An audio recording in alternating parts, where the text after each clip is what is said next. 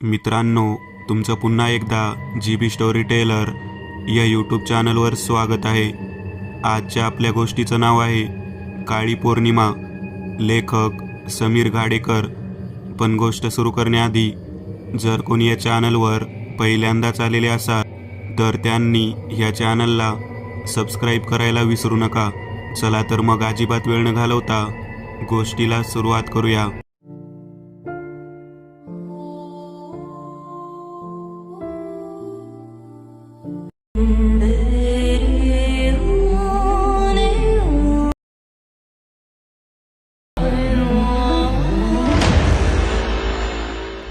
पौर्णिमेचं टिपूर चांदण आपल्या चंदेरी रंगाने सर्व जंगल रंगवत होतं.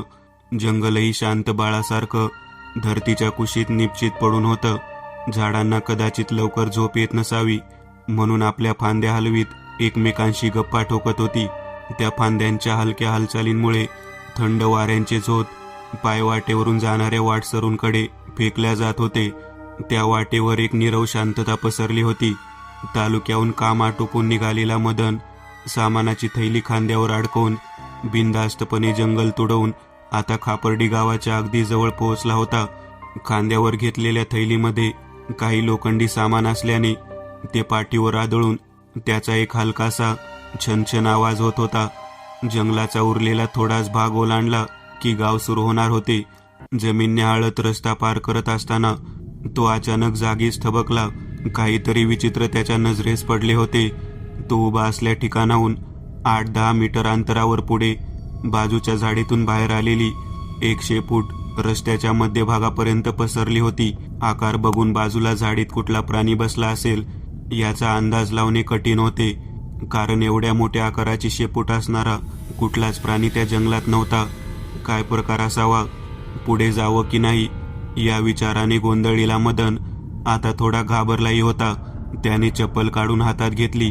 कपाळावर जमलेले घामाचे ठिपके हातानेच पुसत तो हळूहळू त्या दिशेने बघत पुढे निघाला. मातीत पावलांचे ठसे उमटत होते. एक धुकधुक मनात निर्माण झाली होती. काही पावले चालते न चालते त्याला कोणीतरी काहीतरी खात असल्याचा चपक चपक आवाज यायला लागला. झाडीमध्ये बसून तो प्राणी काहीतरी खात होता. आता मदन शेपटीच्या अगदी जवळ म्हणजे शेपटीच्या बाजूलाच उभा होता. तेवढ्यात एक गुरगुर त्याने ऐकली. हृदयाच्या जनरेटरचा वेग वाढला. तो हळूच तेवढा भाग ओलांडून पुढे निघणार तेवढ्यात झाडीत बसलेल्या प्राण्याने सटकन मागे वळून पाहिले. तसे त्याचा रक्ताने माखलेला मोठे सुळे असलेला लाल डोळ्यांचा रागीट चेहरा त्याच्या नजरेस पडला. आता खरी परिस्थिती लक्षात येऊन तो जीवाच्या आकंताने गावाकडे पळायला लागला. नरलांडगा नरलांडगा नरलांडगा तो पळताना स्वतःशीच पुटपुटत होता. धावत गावाच्या वेशीजवळ येताच त्याने मागे वळून बघितले. तो नरलांडगा आता जंगलाच्या रस्त्यावर मधोमध उभा राहून छाती ठोकत होता. चंद्राकडे पाहून त्याने जोरात कोलीकुई दिली. मदनच्या पायाखालची जमीन सरकली. वाऱ्याच्या वेगाने एखादी वस्तू पुढे ढकलली जावी तसा तो आपोआप गावात पाराच्या दिशेने धावत निघाला. तिकडे गावात नुकती जेवण आटपून पारावर लोकांची गर्दी जमायला सुरुवात झाली होती. सखाराम बुडा अगोदरच आपली चंची उघडून पान मांडून बसला होता. गंगारामने बावने पायजमा आणि छातीवर 2 अंडाकृती आकाराची भोग पडलेली बनियान घालून ढेरी खाजवत तेथे पोहोचला. नामदेव काका आपल्या दोन्ही काका आळीपाळीने खाजवत पारावर पोहोचले. कधीच स्वतः काही न बोलता फक्त होणाऱ्या गोष्टी चुपचाप ऐकत बसणारा अंगाच्या काड्या झालेला बळवंत मागोमाग पोहोचला. मुठीत भरून आणलेले शेंगदाणे तोंडात टाकत मध्यम वयाचे दाळू गुरुजीही आता पारावर जमलेल्या जत्रेचे एक भाग बनले होते. फक्त आता 4-2 तरणे गडी सोबत घेऊन मानाच्या बैलाप्रमाणे होणारी पाटलांची एंट्री बाकी होती. निकमांचा पोरगा घराच्या अंगणात खुर्ची टाकून काहीतरी वाचत बसला होता, तर 2 टवाळक्या करणारी तरणी पोरं दिवसा घडलेल्या कुठल्याशा प्रकरणावर तावातावाने चर्चा करत होते. इतक्यात ऊर फुटोस्तवर धावणारा मदन पारावर पोहोचला. त्याला धापा टाकताना पाहून रंगात आलेल्या गप्पांमध्ये बाधा येऊन जमलेल्या सर्व लोकांची तोंड एकाच वेळी मदनकडे वळली. नरलांडगा नरलांडगा धापा टाकणाऱ्या मदनच्या तोंडून शब्द बाहेर पडले. ए भसाड्या, हे काय अभद्र बोलतो या दिवे लागणीच्या वेळी? गर्दीतून एक जण डोळ्याने पाहिला. लोकांनी त्याला शांत करायचा प्रयत्न केला. शांत झाल्यावर त्याने सविस्तर सांगितले. नर लांडगा पुन्हा आला हे निश्चित झाल्यावर 10 सेकंदाच्या आत पार रिकामा झाला. जो तो आपापल्या घरात जाऊन कवाड घट्ट बंद करून झोपला. थोड्या वेळापूर्वी गजबजलेल्या त्या भागावर आता कर्फ्यू लागल्याप्रमाणे स्मशान शांतता पसरली. चिटपाखरूही बाहेर दिसत नव्हते. गावाच्या दुसऱ्या बाजूपर्यंत ही बातमी पसरली नाही. पानसे साहेबांचा 12वीला शिकणारा मुलगा राजू आपल्या गच्चीवर अभ्यास करत होता. तिथे एक पलंग बाजूच्या इमारतीच्या भिंतीला टेकवून त्यावर चादर अंथरून भिंतीला पाठ टेकवून तो बसला होता. बाजूची इमारत दुमजली असल्याने तिची गच्ची बरीच वरती होती. पुढ्यात पुस्तक ठेवून वाचत बसलेल्या राजूच्या चेहऱ्यावरून अचानक एक केसाळ झुपका फिरून बाजूला गेला. त्याचं लक्ष विचलित झालं. पुन्हा तोच प्रकार घडला. त्याने तो झुपका हाताने धरला आणि नजर तिथून वरती नेली. ती एक शेपूट असून मागच्या भिंतीवरती कुठला तरी प्राणी बसला आहे हे त्याच्या लक्षात आलं. त्याने पुढे बघितलं तर एक प्रचंड सावली गच्चीच्या पूर्ण भागात पसरली होती. त्याला घाम फुटला. सगळीकडे निहाळत असताना त्याने शेपूट हातातच धरून ठेवली होती. ती फिरवायला त्रास झाल्याने नरलांडग्याने जोरात गुरगुरायला सुरुवात केली. तो भयंकर आवाज ऐकून राजूच्या काळजाचा थरकाप उडाला. नरलांडग्याने शेपटीकडे वळून बघितले. राजूकडे बघून तो रागाने लाल झाला. काही कळायच्या आत त्याने राजूच्या गच्चीवर धपकन उडी घेतली. राजूच्या पुढ्यात आता ते अकराळ विक्राळ रूप डोळे फाडून लाल टपकवत दोन्ही हात पसरवून 2 पायांवर उभं होतं. या अचानक हल्ल्याने वाचा बसलेला राजू हातपाय जमा करून भीतीने थरथरत होता. नरलांडग्याने वेळ दवडला नाही. त्याच्या नरडीचा घोट घ्यायला त्याने राजूवर झडप घातली. पण राजूच्या घाबरून झालेल्या शारीरिक हालचालींमुळे त्याचा खांदा नरलांडग्याच्या जबड्यात सापडला. आता नरलांडग्याने सरळ ते मानवी शरीर खांद्यावर उचलून धरून तो घरांवरून उड्या मारत जंगलाकडे निघाला. पण काही छप्र ओलांडल्यानंतर एका ठिकाणी 2 घरांच्या मध्ये एक अरुंद फट होती. तिथून उडी मारताना पकड ढिली होऊन लांडग्याच्या हातून घसरून तो पोरगा त्या फटीमध्ये पडला. फट अरुंद असल्याने लांडग्याचे अवाढव्य शरीर आतमध्ये जाणं शक्य नव्हतं. आपला नाईलाज आहे. शिकार हातची गेले हे कळल्यावर लांडगा चांगला चिडला. दोन्ही घरांवर 2 पाय ठेवून आपले दोन्ही हात त्याने आळीपाळीने छातीवर आपटले. चंद्राकडे पाहून एक जोराची कोल्हेकुई दिली आणि तो जंगलाकडे निघून गेला. प्रत्यक्षदर्शी लोकांच्या घडलेला प्रकार लक्षात आल्याने त्यांनी लांडगा निघून गेल्यावर त्या जखमी मुलाकडे म्हणजेच राजूकडे धाव घेतली. जखमेवर मलमपट्टी करून पहाट होताच तालुक्याच्या दवाखान्यात हलवले. पोरगा वाचला. कोरोना आजारामुळे शहरात लॉकडाऊन लागले असल्याने पाटलांचा मुलगा सुशांत काही दिवसांपूर्वीच गावात एका अनिश्चित काळासाठी परत आला होता. नरलांडग्याचा प्रताप होऊन 3 दिवस उलटले होते. हल्ल्यातील जखमी मुलाला तालुक्याच्या दवाखान्यातून आता घरी आणले होते. घडला प्रकार कळल्यावर पाटलांचा गावी आलेला मुलगा सुशांत खिन्न होऊन विचारात मग्न होता. त्याने घडलेल्या प्रकाराची संपूर्ण माहिती काढली. याआधी नरलांडग्याचं घडलेलं प्रकरण, त्याचा झालेला मृत्यू इथपर्यंत सारी माहिती सुशांतने मिळवली. नरलांडग्याचा प्रकार हा पौर्णिमेलाच घडतो हे त्याला कळले. इंटरनेटवरूनही त्याने बरीच माहिती मिळवण्याचा प्रयत्न केला.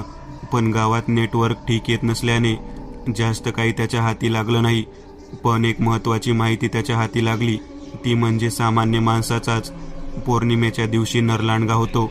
इतर दिवशी तो सामान्य माणूस असतो. सुशांतच्या डोक्यावर या माहितीने गंभीर परिणाम झाला. नरलांडगा गावातीलच कोणीतरी व्यक्ती असू शकतो अशी शंका त्याला निर्माण झाली. हे प्रकरण पुन्हा सुरू झाल्यास गावात जगणे कठीण होईल याची जाणीव झाल्याने तो अस्वस्थ होता. शेवटी हल्ल्यातून वाचलेल्या मुलाची भेट तरी घ्यावी म्हणून सुशांतने एका मित्राला बोलावले आणि दोघे त्या मुलाच्या भेटीला निघाले.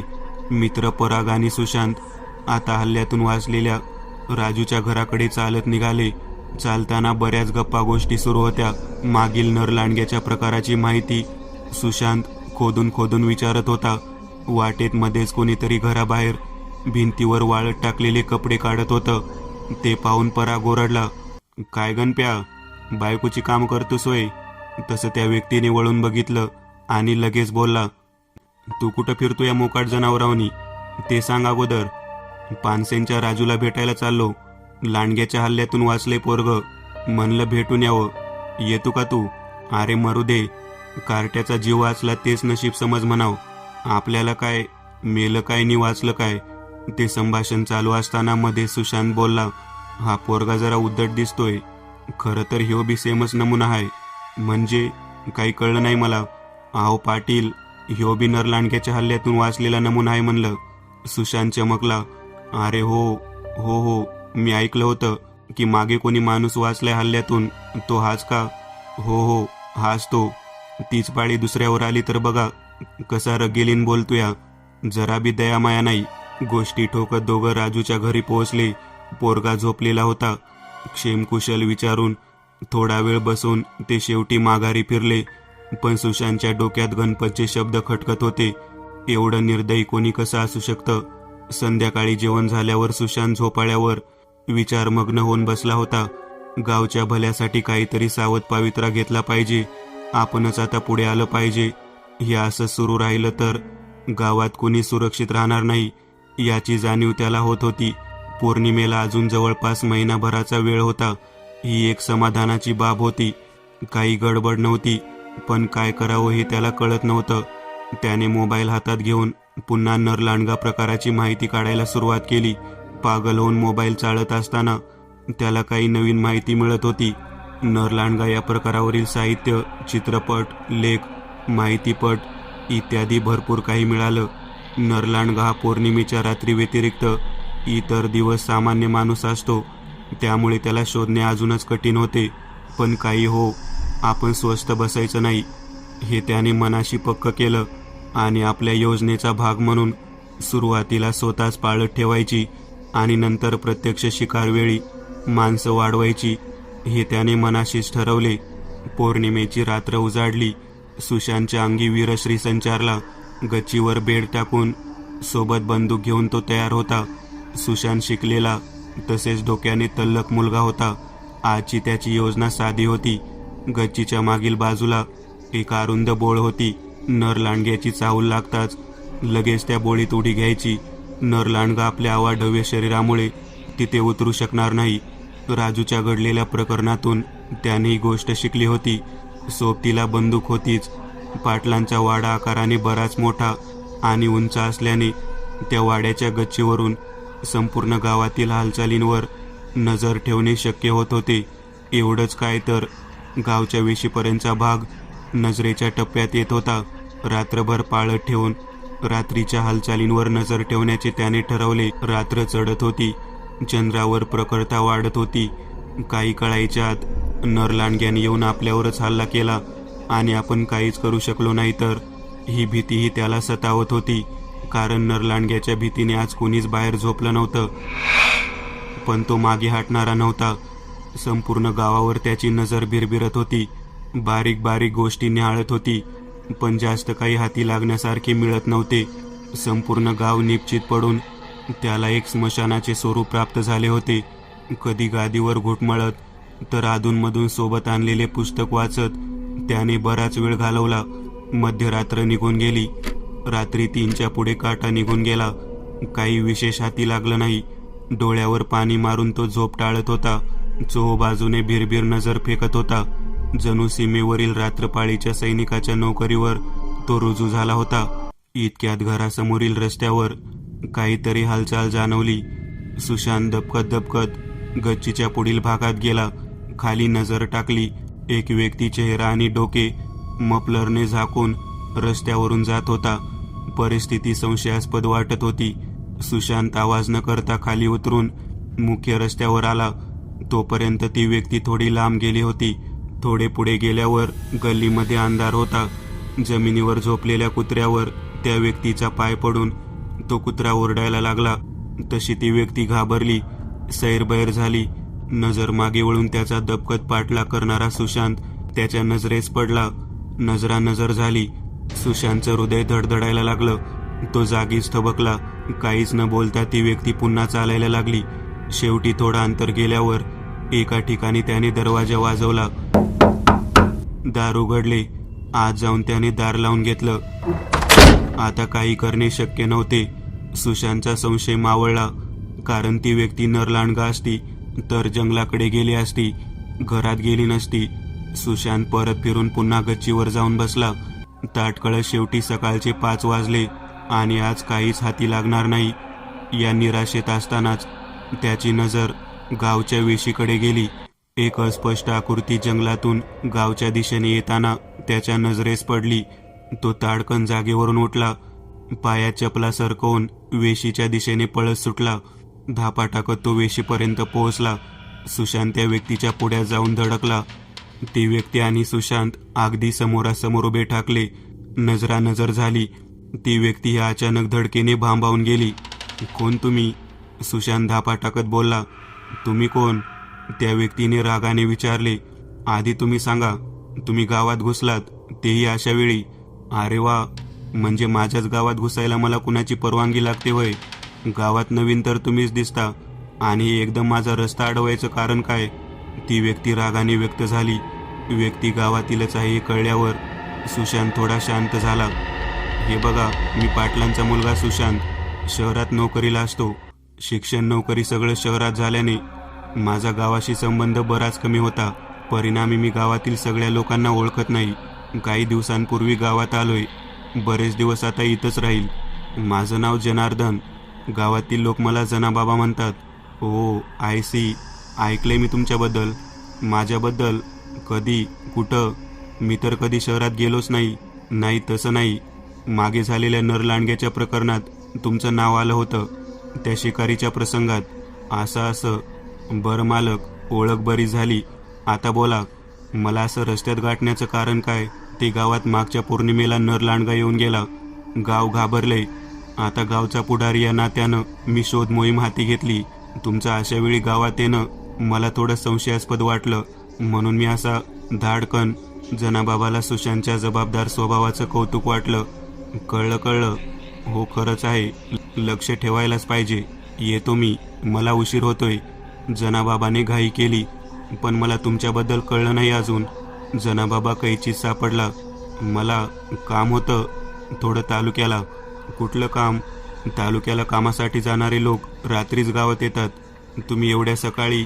ते थोडं शेतीची अवजारं आणायची होती. पण लोक तर बोलले जनाबाबा चौकीदार आहे. मग शेतीच्या अवजाराचं काय काम? आता जनाबाबाचा पुरता नाईलाज झाला. आहो मालक, आता तुम्हाला कसं सांगू? हे बघा बाबा, माणसाचाच नरलांडगा होतोय हे मला कळलंय. तुमच्या अशा वेळी गावात येणं हे संशयास्पद आहे. गावात बातमी गेली तर लोक तुटून पडतील. तेव्हा आता मात्र जनाबाबा पुरता हातबल होता. पोरगा ऐकणार नाही हे त्याला कळून चुकलं. एक दीर्घ श्वास घेतला. आभाळाकडे बघितलं. एक कटाक्ष सुशांतकडे टाकून, या मालक, बसूया. आजूबाजूला असलेल्या 2 दगडांवर ते बसले. मालक, आधी वादा करा. जे सांगतोय ते गावात कोणाजवळच कधी सांगणार नाही. हो, नाही सांगणार. काही दिवसांपूर्वी जंगलात ज्या नरलांडग्याचं प्रेस सापडले त्याला मॅच मारले. काय? सुशांत चमकला. गावदेवीचे आण आहे मालक तुम्हासनी. बिलकुल कुणाला सांगायचं नाही. तुम्ही वचन दिलंय तसं. सांगणार नाही. पण त्याच्या अंगावर तर जास्त जखमा नव्हत्या असं मी ऐकलंय. जनाबाबांनी कमरेला खोचलेली छोटी कुऱ्हाड काढून दाखवली. या कुऱ्हाडीने अशी किती मोठी जखम होईन? पण ही साधी कुऱ्हाड नाही आणि मी साधा माणूस नाही. मी नरलांडग्याचा शिकारी आहे. आताही त्याच कामावून येत आहे. म्हणजे werewolf hunter. Oh, I see. म्हणजे नक्कीची कुऱ्हाड चांदीची असणार.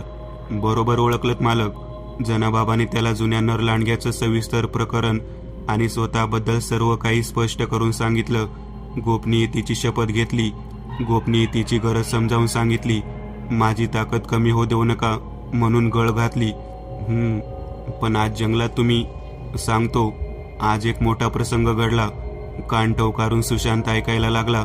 मी रात्री 10 वाजता जंगलात निघालो. गावाकडे निघालेल्या नरलांडग्याला मी रस्त्यात गाठलं. मी त्याच्या पुढ्यात उभा ठाकलो. मला पाहून तो भांबावला. त्यानं रागाने मला धक्का दिला. मी फेकल्या गेलो. त्या झटापटीत कमरेची कुऱ्हाड दूर फेकल्या गेली. मी उडी मारून कुऱ्हाडीवर झेपावलो. तो मायावर झेपावला. त्याचा एक पंजा माया खांद्यावर पडला. पण म्या शिताफीनं कुऱ्हाड उचलून त्याच्या चेहऱ्यासमोर धरली. तसा दूर होऊन तो पळून गेला. रात्रभर मी शोधत होतो, तो गावला नाही. बहुतेक मला घाबरून तो मानव रूपात येऊन कुठंतरी लपून बसला असेल. पण हा नरलांडगा असेल कोण? जनाबाबा किंचितसा हसला. एक दीर्घ सुस्कारा टाकून शांतपणे बोलला, गावातलाच माणूस आहे. कोण? कुणास सांगू नका, कारण मी त्याला मानव रूपात मारू शकत नाही. त्याचं नाव लोकांकडे सांगितल्यास आपल्याकडे काही पुरावा नाही त्याला नरलांडगा घोषित करायला. त्याला नरलांडगा स्वरूपात मारणे अथवा पकडणे हे दोनच पर्याय आपल्याकडे आहेत. नरलांडग्याने दुसऱ्याला जखम केल्यास ती व्यक्ती नरलांडगा बनते हे गुपित फक्त मला माहिती आहे. पण मी उघडपणे कुणाला सांगू शकत नाही, कारण माझं बिंग फुटेन. आणि तुम्ही सांगितलं तर तुम्हाला कसं माहिती म्हणून लोक विचारतील. तिथेही माझं बिंग फुटू शकते. पण कोण आहे हा नरलांडगा? गावातल्या नरलांडग्याच्या हल्ल्यातून वाचलेला गणपत. सुशांतने वाचला. तो उद्धट पोरगा, पानसेंच्या मागच्या बाजूने राहणारा. हो हो, तोच. आता फक्त 1 महिना थांबा मालक. याचा बी खेळ खल्लास तोही मीच करणार. नाही नाही, मारू नका त्याला. रंगे हात पकडूया. तुमची इच्छा मालक, पण मी तुम्हाला मदत करू शकणार नाही. माझं कार्य मला एकट्यालाच करावं लागते. मजबुरी आहे. तुम्हाला गुपित सांगून आज अजून थोडी ताकद कमी झाली माझी. अजून कमी करायची नाही. तुम्ही फिकीर करू नका बाबा. मी आता पुढचं सांभाळतो. तुम्ही जीवानं मारू नका त्याला. मी बघतो काय करायचं ते. फिकीर करू नका. सुशांत आता एका नव्या ऊर्जेने पेटला होता. पहिल्याच प्रयत्नात त्याला अपेक्षेपेक्षा बरंच अधिक यश हाती लागलं होतं. माहिती गोपनीय ठेवण्याची हमी देऊन सुशांतने जनाबाबाचा निरोप घेतला. घराकडे चालत असतानाच पुढची योजना त्याच्या डोक्यात तयार होत होती. पुढची पौर्णिमा येईपर्यंत सुशांतच्या डोक्यात एकच विचार चालू होता, नरलांडगा कसा पकडायचा. वेगवेगळे बेत तो आखत होता. सुशांतने सगळं सत्य आधी आपल्या वडिलांकडे म्हणजेच गावच्या पाटलांकडे सांगितलं. गुप्तता पाळायची सूचना देखील केली. शेतीच्या कामावर असलेले 3 गडी घेऊन वडील, तो आणि 3 गडी अशी 5 जणांची टीम तयार केली. गणपतच्या हालचालींवर सुशांत बारीक नजर ठेवून होता. त्याचं लोकांशी बोलणं, वागणं, नरलांडग्याचा विषय निघाला की त्याचं व्यक्त होणं, या सगळ्या गोष्टी अभ्यासत होता. एवढंच काय तर तो कुठल्या वेळी कुठं असतो हे सुद्धा. या सर्वांचं फलित म्हणूनच एक महत्त्वाची माहिती त्याच्या हाती लागली. ती म्हणजे की गणपत रात्री शेतावर झोपायला जातो. नरलांडग्याचा हल्ला झाला त्या दिवशी तो घरी नव्हता, शेतावर गेला होता. सुशांतचा शोध अतिशय योग्य दिशेने चालला होता. आता त्याने पुढची मोहीम हाती घेतली. पौर्णिमेची रात्र झाली. सगळे हत्यार आणि कंदील घेऊन सज्ज झाले. गणपत नरलांडगा आहे हे आता सुशांत आणि पाटील सोडून बाकी तिघांना माहिती नव्हते. 5 जणांची टीम मोहिमेवर निघाली. चला रे, गणपतलाही सोबत घेऊया, सुशांत म्हणाला. हो चला ना. एका घरगड्याने दुजोरा दिला आणि सर्व मोर्चा गणपतच्या घराकडे निघाला. सुशांतने दरवाजा ठोठावला. एक वयस्कर बाई बाहेर आली. काय झालं काकू? गणपत कुठं आहे? तो कुठं रातचा घरला असतो? रात्री तो मळ्यावरच भेटल. बरं बरं, बघतो आम्ही. सगळे जायला निघणार तेवढ्यात दार लावायला जाणाऱ्या त्या बाईने पुन्हा दार उघडले. पण काय काम होतं पाटील? काय नाही, जरा शेतीवर चाललो होतो, जरा काम होतं. येतो का ते बघत होतो. तो तिकडंच भेटल. हो हो, आता तिकडेच भेटतो. मंडळींनी निरोप घेतला. रात्रीचे 10 वाजले होते. कंदिलाचे दिवे नाचवत पूर्ण ताफा गावच्या बाहेर आला. बाकीचा गोंगाट मागे पडून आता फक्त पायातील चपलांचे आवाज शांतता भंग करत होते. पौर्णिमेच्या रात्री गणपत घरी नाही म्हणजे आपण योग्य रीतीने आपल्या सावजाच्या वाटेवर आहोत. लवकरच यश हाती येईल या सकारात्मक भावनेने सुशांत भारावलेला होता. चालत चालत आता ते बरेच पुढे आले होते. गणपतचं शेत थोडंच दूर होतं. आपली चाहूल लागून कंदिलाचा उजेड बघून त्याने पळून जाऊ नये म्हणून सुशांतने सर्व कंदील एका व्यक्तीच्या हाती देऊन त्याला दूर उभं करून उरलेले 4 शेतात शिरले. शेताच्या एका बाजूला झोपडी होती. कसलीही हालचाल जाणवत नव्हती. सुशांतने झोपडीचा दरवाजा उघडला. आतमध्ये कोणीही नव्हतं. त्याने संपूर्ण शेत निहाळलं. दूरदूरपर्यंत गणपत नजरेस पडत नव्हता. सुशांतची योजना व्यवस्थित चालली होती. शेतावर जात असल्याचा खोटा बहाणा गणपतने सांगितला होता. बस आता रंगे हात पकडणे बाकी होते. सगळे आता जंगलाच्या वाटेवर चालत होते. दबकत घाबरत जंगल तुडवत होते. पाटील हातात बंदूक घेऊन कानोसा घेत पुढे चालत होते. सर्व बाजू निहाळत होते. एका स्तब्ध शांततेत एका भयंकर शिकारीचा खेळ आता सुरू होता. जंगलाचा कोणानं कोणा शोधून झाला. रात्रभर अख्खं जंगल तुडवून झालं. पहाट व्हायला आली तरी नरलांडग्याचा मागमूसही लागला नव्हता. तर कुठं पुसटशी कोलेकुई सुद्धा ऐकायला मिळाली नाही. अखेर थकलेली मंडळी गावाच्या दिशेने निघाली. गावच्या वेशीपर्यंत येताच तिथे गावाबाहेर रस्त्याच्या बाजूला शांताबुडीची झोपडी होती. तिथे ती आपल्या मुलीबरोबर राहत होती. सर्वांची नजर तिकडे गेली. म्हातारी बाहेर बाज टाकून झोपली होती. झोपडीचा दरवाजा बाहेरून बंद असून आतमध्ये काहीतरी कुडबुड जाणवत होती. झोपडीची भिंतही हालत होती. सुशांतला परिस्थिती संशयास्पद वाटत होती. त्याने मोर्चा तिकडे वळवला. दरवाजा वाजवला. झोपडीतली हालचाल थांबली, पण दार उघडले नाही. बराच वेळ दार वाजवूनही काही प्रतिसाद मिळत नव्हता. अरे आता उघडता का तोडू दरवाजा? पाटील कडाडले. अंगणात झोपलेली म्हातारी उठून आजूबाजूला पाहायला लागली. लगेच दरवाजा उघडला. आतमधील दृश्य पाहून सगळे अवाक झाले. गणपत आणि म्हातारीची मुलगी गंगा आतमध्ये होते. गंगा कोणत्यात गुडघ्यात तोंड घालून बसली होती. तर भिंतीला लागूनच एक बाज होती. गणपत ओशाळ्या नजरेने दार उघडून मागे गेला आणि कोणत्या जमिनीवर बसला. काय र नराधमा, काय थेर चालवली ती? शेतावर जातो सांगून इथं तोंड काळ करतोस होय रे? पाटील कडाडले. काही नाही पाटील, आम्ही फक्त गप्पा मारत होतो. घाबरलेला गणपत थरथरत बोलला. गप्पा? तेही बाजेवर झोपून, दरवाजा लावून, सकाळी 4 वाजता? अरे मी पाटील असून एवढ्या रईसी गप्पा नाही केल्या तरी कधी माया सोन्या. पण तुम्ही कुठं? पाटील आज इकडे. गणपतने पुन्हा बोलण्याची हिंमत केली. अरे आरती घालायला आलोय तुझी, ये लवकर बाहेर. गणपत सुन्न झाला होता. जागचा हालत नव्हता. अरे येतं बाहेर का मी येऊ आत? रात्रभर पायपीट करून हाताला काहीच गावलं नाही. याचा राग आधीच पाटील मनात धरून होते. त्यांची चिडचिड झाली होती. त्या गर्जनेने गणपत जागीच हलला. नाईलाजाने तो उठला आणि दरवाजाकडे चालायला लागला. तो दरवाजाच्या चौकटीत पोहोचला तसा पाटलांनी त्याच्या मानेवर एक जोरदार थापड हाणली.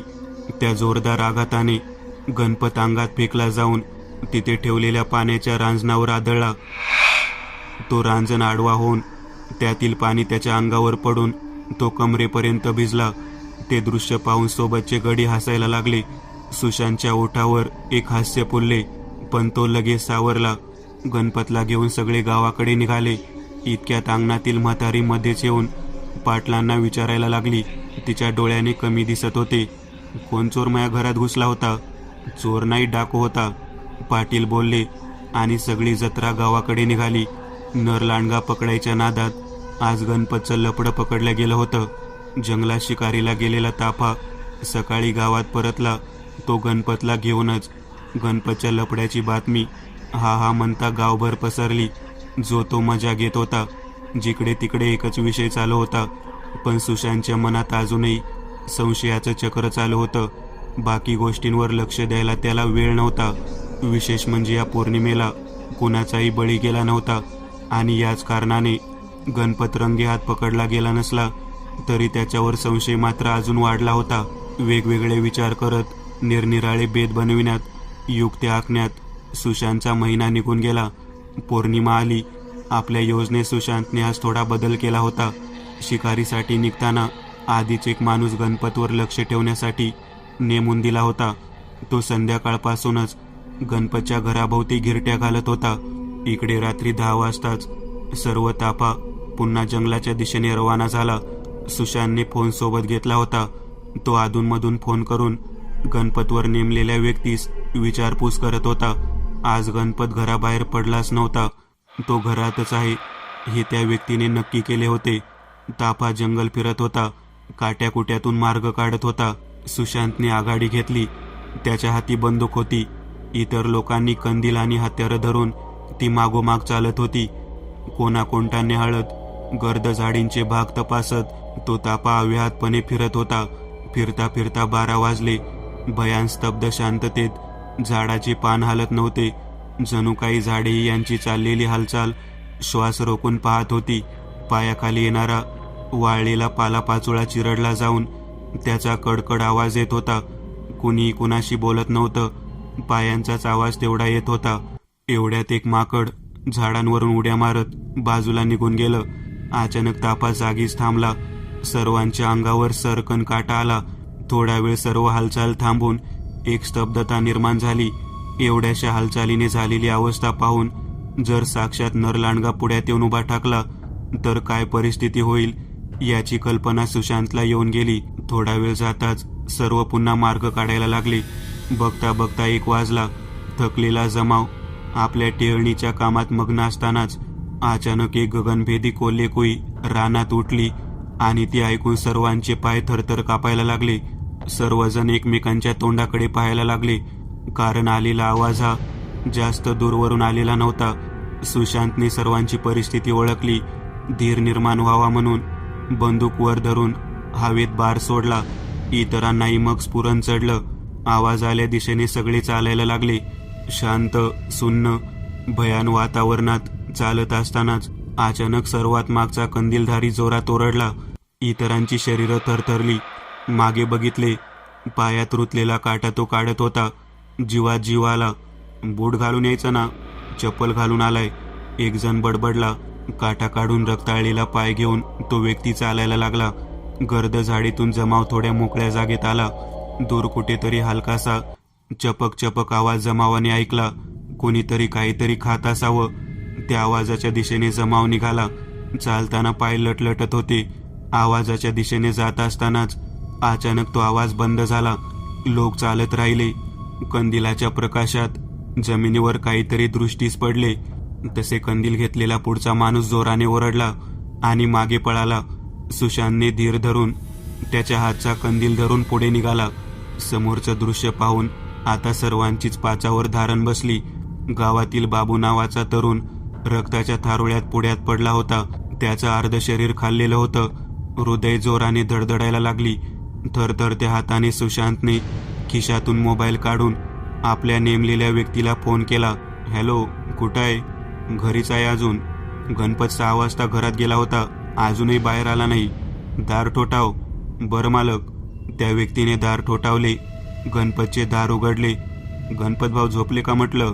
नाही. काय म्हणता? सुशांतने फोनवरच गणपतचा आवाज ऐकला आणि फोन कट केला. बाजूच्या झाडावर रागाने हात आपटला. सकाळी बाबू नरलांडग्याच्या हल्ल्यात गेला ही बातमी गावभर पसरली. गावावर शोककळेसोबतच भयाचं सावटही पसरलं. सुन्न झालेल्या सुशांतने पुढाकार घेऊन बाबूचे सर्व सोपस्कार पार पाडले. आपल्याहून काहीच अंतरावर नरलांडग्याने शिकार आणून टाकली.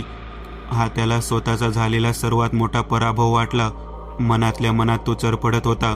आव्हान आता वाढलं होतं. शोध भटकला होता. पण एवढ्या सहजासहजी तो हार मानणारा नव्हता.